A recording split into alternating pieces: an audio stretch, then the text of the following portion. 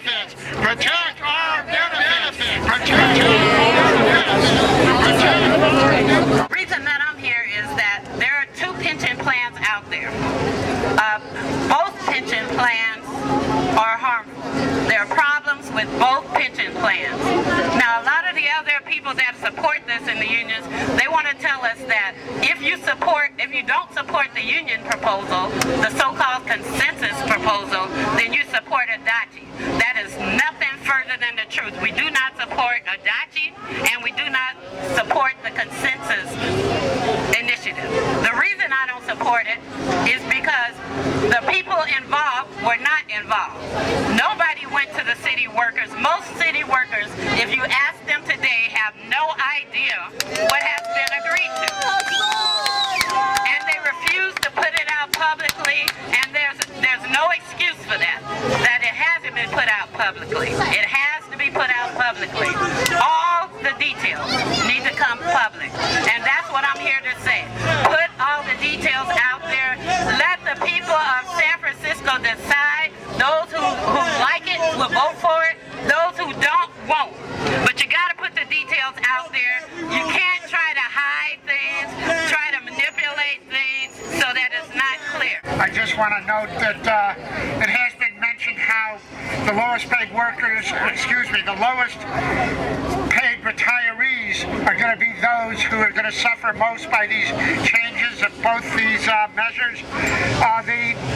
In terms of the one that's put together by the Public Employees Committee and the Mayor's Office, that will negatively impact both current retirees by changing it so that they may not receive their supplemental COLAs except when market value reaches 100%, and that happens maybe every 5 years. The new hire employees will also be affected not only by that, but by the fact that if that number goes down in any year, they will then lose it back to whatever their base retirement was. The power grab on the health service system to gain control of the health service board has also will negatively impact ultimately down the road our health service benefits. So in the fact that in the future, 5-10 years down the road, no retirees will be able to afford health care. It will become totally unaffordable. Needless to say, there's no progressivity in these measures, which means the people who make $20,000 a year in retirement, and those are also our oldest, the people who've been retired the longest, are going to be most affected. There have been numerous changes that have happened to these resolutions since they were initially agreed upon by the unions and put before the board. We have seen none of these changes. There's been no public discussion on any of these changes, and there won't be today. Likewise, it should be noted that no retiree group in the city that I know of supports these measures. They are opposed by SEIU 10-1 retirees, by IFPTE Local 21 retirees, by the POB, by the Labor Council's Forum. Nobody's supporting these measures who's a retiree, yet we were excluded from the tables. We are not included, and there's a severe contradiction in that, because the truth of the matter is, these were not collective bargaining sessions. These were discussions that created these measures. We are excluded from the table under the guise that we are not part of a bargaining unit. Well, these were not bargaining discussions. We should not have been excluded. The mayor should have invited us in. The PEC should have invited us in. The union should have invited us in. We've been rolled under the bus, folks, just like people at Muni, just like people in other places. So we're urging everybody not to support these. I'd like to direct a few comments about the coming charter amendment that they're trying to foist off on us that would really hurt our health care. They say that we have been spending too much for it, and they say that the fact that we have more union and more worker representation on the board than management, they say that this is ipso facto a matter that they're overspending money. That's simply not true. These are lies. They're saying that we haven't promoted generic drugs. That's absolutely false.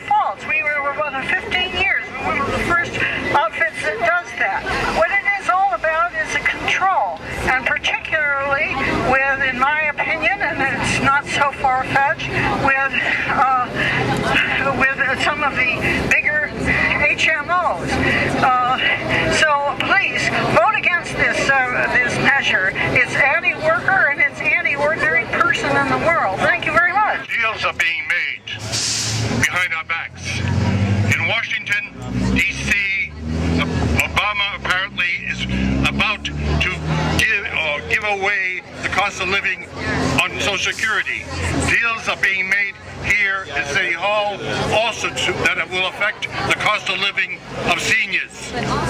We have to defend the cost of living included in our pensions. The cost of living in the Bay Area is one of the highest in the United States. According to the official figures, I give it here, the cost of living went up 1.8% in 2 months. These are the last figures here in San Francisco, 1.8%. So if we lose our cost of living, it means we're getting a wage cut, a pension cut. We have to defend that cost of living, which is otherwise we are facing poverty. The city says there's no money, so they have to cut. But there's $1.6 billion to build a tunnel underneath downtown. There's apparently money to allow Twitter company to not pay their taxes in the downtown. There's apparently exemptions for stock options so that the poor people who get stock options don't have to pay their payroll tax. Somehow there's money for these people, but somehow there's no money for pensioners. I think what we have here in San Francisco and in the United States is closet teabaggers. They won't say they're teabaggers, but in effect they're carrying out the same policies throughout that the teabaggers advocate. So that we need to organize and we need to fight the cuts that they are proposing.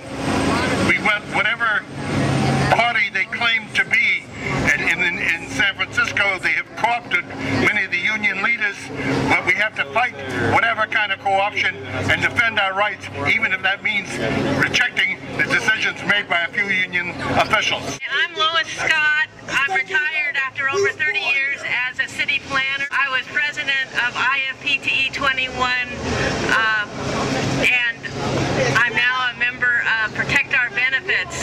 And many seniors are going to be here today at the Board of Supervisors who are going to consider putting on the ballot their mayor's so-called consensus measure. And the retirees very much want to separate the health services aspect of the pension measure that the Board of Supervisors is considering. It's a snake put into a larger measure. It's not known either by, as Brenda said, most people who are city workers. It's not a good measure. It would destroy the health services system in terms of member control and member accountability. And this measure is over 260 pages long. I think most voters will not have a chance to understand the whole thing, but buried in it is a very bad measure relating to Health Services Board, and today we're very strongly hoping that the Board of Supervisors will do the right thing and separate out the Health Services measure. I'm a retiree from SEIU 10-1 West Bay Chapter, an officer, and our chapter has voted to oppose both measures. For some of the reasons were given, we were never a part of the process, and we were locked out by the Public Employees Council. And then they changed the COLA funding mechanism so that we would get the COLAs that we need desperately less often. And also they are changing the governance board. The governance of the Health Service System Board, so that members have less say in decisions about their benefits. All of this was done without the consent of the retirees members in general, because it was only a small group. We're going to fight this. It means so much to us to have those COLAs and to have our health service system board kept intact and not go back to the bad old days when money was always missing and you couldn't get through to anybody. So thank you. I support our retirees and what they say, and the fact that SEIU retirees are the lowest earning retirees. They're not the ones that are killing the system. It's the high-paid retirees. And they need their COLAs. Current workers also have a huge issue with this charter amendment, and that issue is that all the unions and every city official in this city last year during Prop B stood up in front of the press and in front of us and told us that they supported the lowest paid workers, single parents, parents on an income under $60,000, $70,000 who are having a hard time making ends meet. However, this year as they've crafted this ballot initiative, although they thought it was fine to trot us out in front of the press last year, they didn't take us into consideration. All of a sudden, we don't matter anymore. So I'm here to speak for the lower paid workers, the workers of the entire voter electorate, the voters of all the voters of San Francisco supported last year and said, look, you know, we care about the lower paid workers. We care about the single parents. We care about the families, and we're asking for a sliding scale based on earnings. And we would hope that the Board of Supervisors today, the unions who still cared about us purportedly last year, will take this into consideration and do a sliding scale. You know, some of these private, mostly private unions, the building trades and others, they have pension boards of management and labor. They would never give up their seats on their pension boards.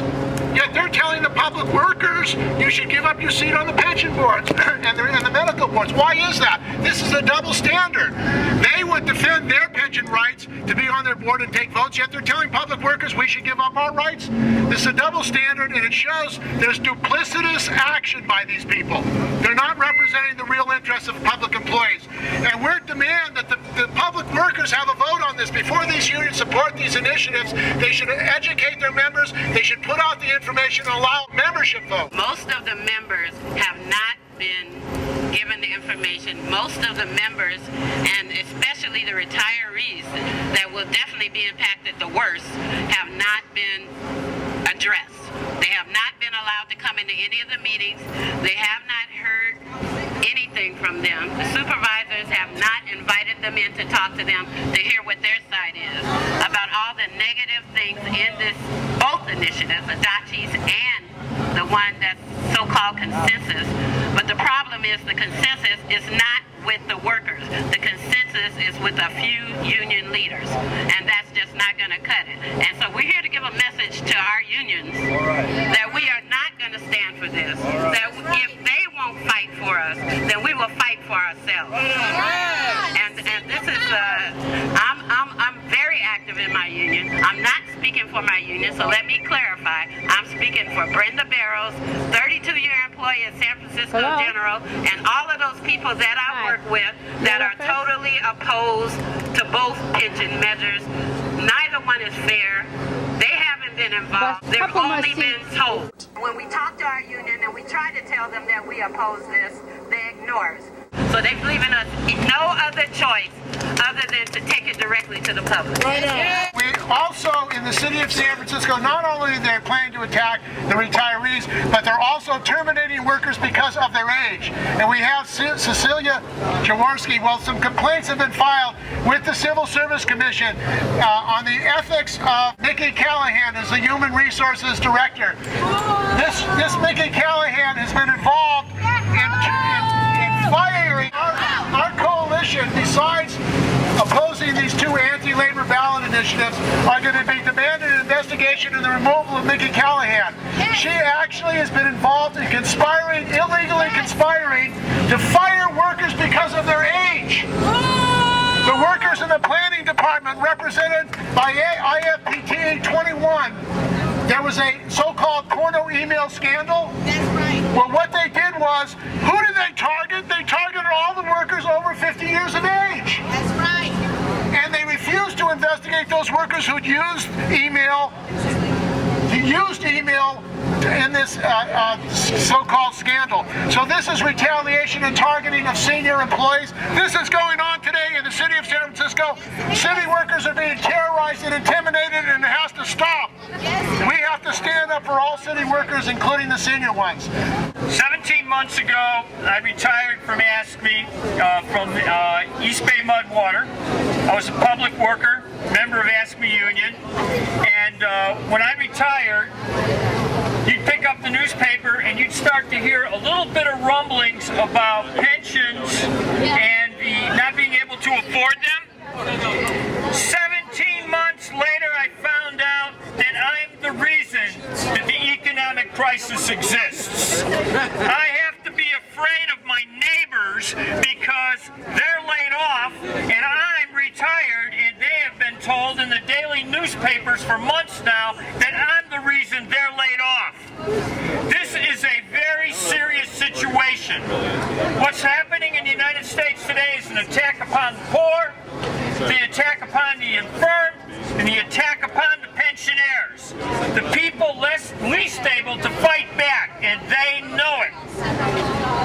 Right now, SEIU, ASME International, they will not put the pensioners out on the street to demonstrate. They keep telling them everything's okay, we're taking care of it. Absolute bullshit. When it's over with, the pensioners will have nothing. Trust me, they will have nothing. And I'll tell you a little story.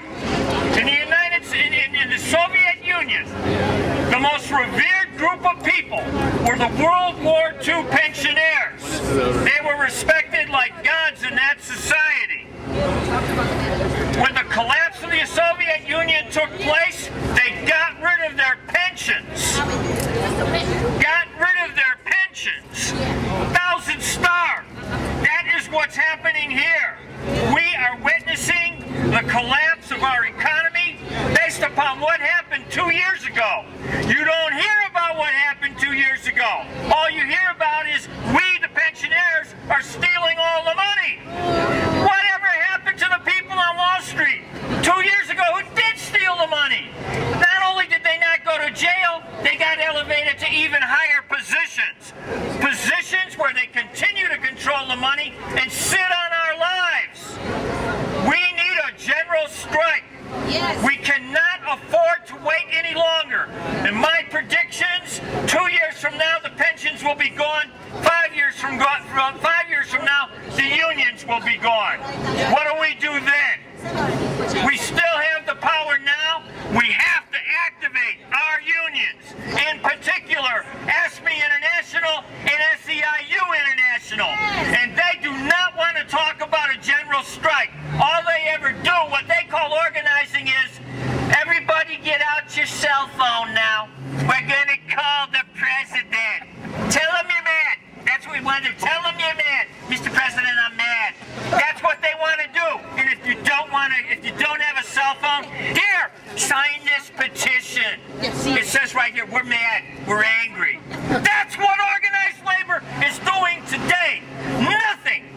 Just makes people feel good, makes them look like they're doing something. That's right. 5 years from now, they'll be out looking for jobs also, because they won't be getting union dues anymore. Fat cat. The alternative that's proposed by Mr. Adachi make life more difficult for city workers. Well, many of the employees, example is a lady named Norma who works with me. She was on the pamphlet for No on Beat. She's a young woman with her husband and 2 small children. Now, that would take 26% of their income, just like that. So how is it that this would affect existing retirees rather than... Existing retirees, what it would do is take away their supplemental COLA. What the supplemental COLA is, when the fund that these employees put into and that the city puts in for them reaches a certain level of gains, their employees reap the benefit of that by getting the COLAs. Now, right now, what was put on the ballot a few years ago and passed unanimously by the public, says that these employees would get this COLA and it would be compounded, which means that if they retire with $1,000 and they get a $20 COLA, the next year their next COLA would be based on $1,020 and not $1,000. So what this would mean is when you retire in 2011, in 2030, if you're still alive, you're going to be living on the exact same dollar amount. Because there's no room for inflation, no increases, and that is totally offensive to me. Even though I'm not retired now, one of the main reasons that I'm against this is because of what it does to retirees. It reaches back into the pocket of people that have already made their commitment. The city has already made agreements with them, and now they want to reach back and change the agreement, and I'm totally opposed to it. Do both of these plans make the cost of living adjustment entirely dependent on how the economy is doing? Is that the issue? Yeah, it makes it on how the economy is doing, but not in a fair way. It does have it on the economy. Everything that we get is based on the economy. I mean, we hear about people that got raises just now, but in the meantime, they want to take our money. We hear about all these millions and billions of dollars for the boat race that they're bringing to San Francisco that they're spending. Where are they getting all this money? I think they want it from our pockets, and we're just saying no. Now, isn't there some provision for a cost of living adjustment in both of these plans? There is, but the amount that people have to pay is people can't afford it. I mean, actually, people can't afford it. A lot of San Francisco, people always talk about the city employees who don't live in San Francisco. Many of us don't live in San Francisco because we cannot afford it. We were priced out of San Francisco. This will just price even more city employees out of San Francisco. Clear to the city voters that city workers pay into their pensions, pay that is they're deducted from their checks. It is not money that the city gives away. It is money that we have put into the pension fund. It is our money. It is not the city's money. The city is only responsible for its investments and to ensure that we do receive a pension. So it isn't giving away anything to us. Now, the city lost $4 billion in their pension fund. That's the real scandal. It's the responsibility of investment. Wall Street investments lost $4 billion, but we are being made to pay for the failure of their investments in Wall Street. It's not our fault. It's the fault of the system which is non-functional. But doesn't that end up being the taxpayers who put the bill when pensions have to be subsidized out of the general fund? No, because there is funds available. There are funds which, such as the available, which is to build a tunnel under the major $1.6 billion. Somehow that money is available. Twitter has got exemptions from taxes, and stock options are exempted from tax, so there is money available, but the city does not want to spend the money on for things like pensions. They prefer to subsidize the billionaires.